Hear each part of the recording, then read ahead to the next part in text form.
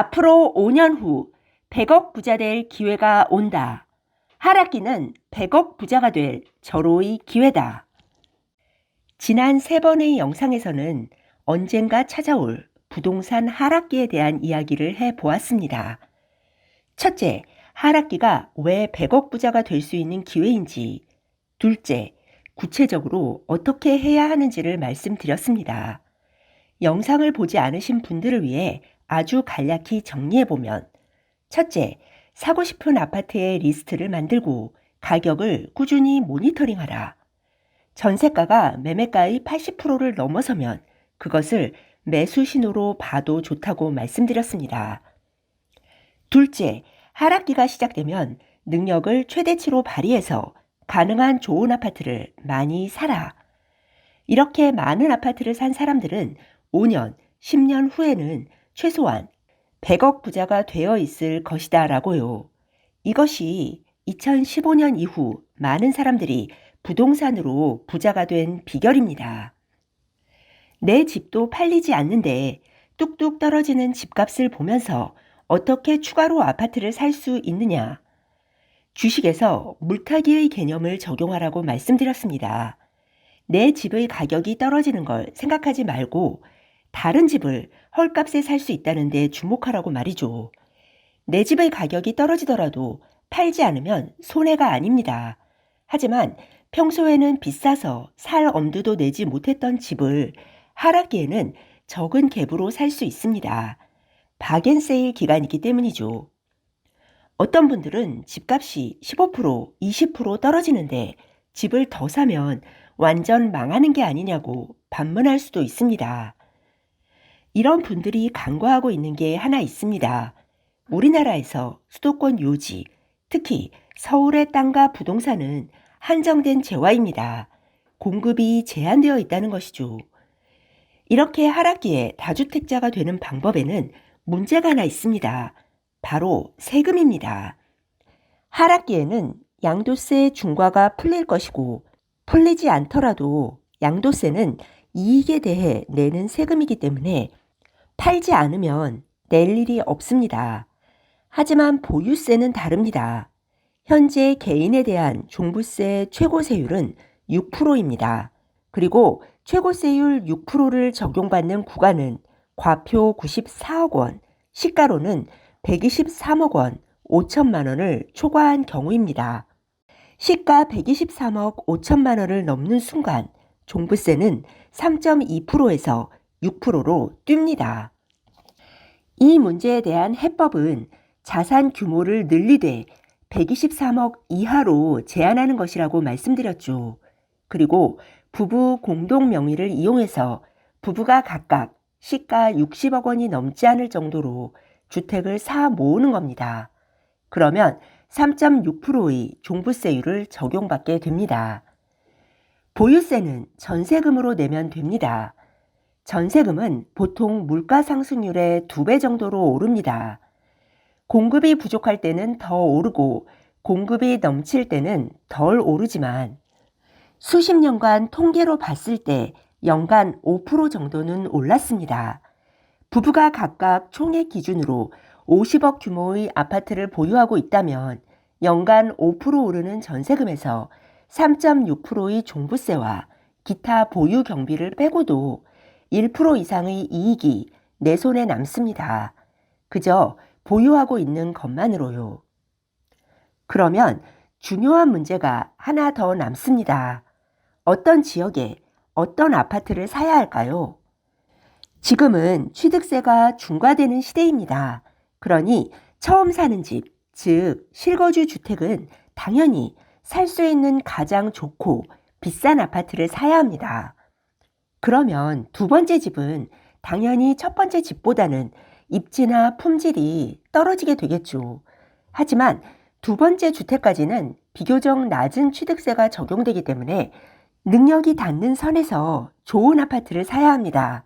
즉, 하락기에 사더라도 첫 번째, 두 번째 주택은 되도록 좋은 것으로 사야 한다는 뜻입니다.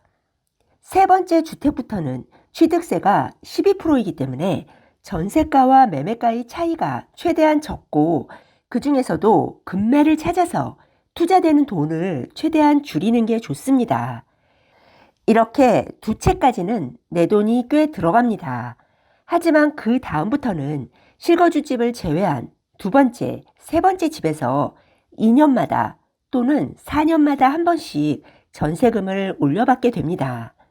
전세금은 물가 상승률의 2배, 평균적으로 연 5% 오른다고 말씀드렸죠. 두 번째, 세 번째 집의 전세금 상승분을 쓰지 않고 잘 모아두었다가 그 돈으로 또 다른 주택을 사는 것입니다. 그리고 이 모든 과정은 하락기에 이루어져야 합니다. 몇 가지 의문이 있습니다. 첫째, 몇 채까지 사야 하나? 만약 평범한 직장인이고 정년까지 직장을 다닐 수 있다면 최소 3채까지는 사는 게 좋다고 생각합니다. 적어도 3채는 되어야 집이 집을 불려가는 과정을 경험할 수 있기 때문입니다. 부부가 각각 한 채씩 총 2채를 보유하는 경우도 가능하고 그 경우 종부세가 중과되지 않기 때문에 세금 측면에서의 이익이 있지만 자산이 늘어나는 속도는 더 느릴 것입니다. 그래도 만약 2채가 다 핵심지의 아파트라면 전세금이 매년 많이 오를 것이기 때문에 부부가 각각 단독 명의로 한 채씩, 즉 2채까지 보유하는 방법도 괜찮습니다. 나는 회사에서 일을 하면서 생활비를 벌고 내 아파트들은 나의 노후와 자녀의 결혼이나 독립자금을 버는 구조가 만들어지는 것입니다. 보유세를 충분히 감당하면서요. 열심히 일하고 저축해서 종잣돈을 만들면 그 돈으로 전세 끼고 소형 아파트 한두 채 사놓는 것은 지금까지 한국의 중장년층이 노후 준비를 하는 당연한 수순이었습니다. 그리고 그건 전 세계적으로도 마찬가지입니다. 40대에 내 집 마련을 하고 퇴직 전까지 최소한 2채를 사놓는다면 나의 노후 대비와 자녀 결혼 비용 마련에 큰 도움이 될 것입니다. 둘째, 어떤 지역의 어떤 아파트를 사야 하나? 핵심은 전세가가 최소 매년 5% 이상 오르는 아파트를 사야 한다는 것입니다. 2년에는 10%, 4년에 한 번이면 20%가 되겠죠. 그런 아파트가 어디에 있을까요? 상당히 놀랍게도 서울의 거의 모든 아파트, 수도권 신도시, 지하철이 있는 택지개발 지구의 아파트들이 다 여기에 해당합니다. 전세금이 연간 5% 오르면 10년 후에는 63% 정도 오릅니다.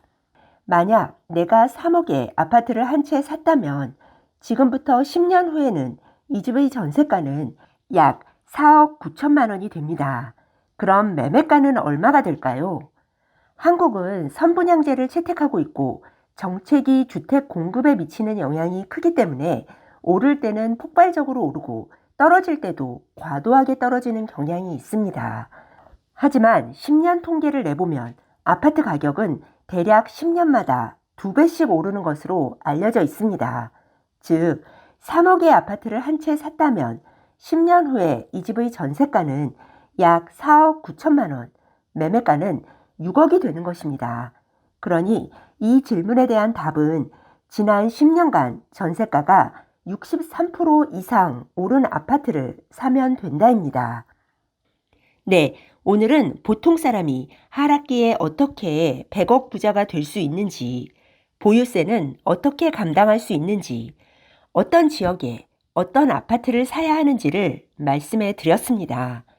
다음 영상에서는 이렇게 오래 보유한 아파트를 수십 년 후 최종적으로 어떻게 처리해야 하는지 정리해 보겠습니다. 네, 오늘 들려드린 내용이 도움이 되셨다면 구독 버튼, 좋아요 버튼 꾹 눌러주세요. 여러분의 지지가 좋은 영상을 만드는데 큰 힘이 됩니다. 그리고 알람 버튼도 꾹 눌러주세요. 지식퀸의 새 영상이 올라오면 제일 먼저 받아보실 수 있습니다. 다음에 더 좋은 영상으로 보답하겠습니다.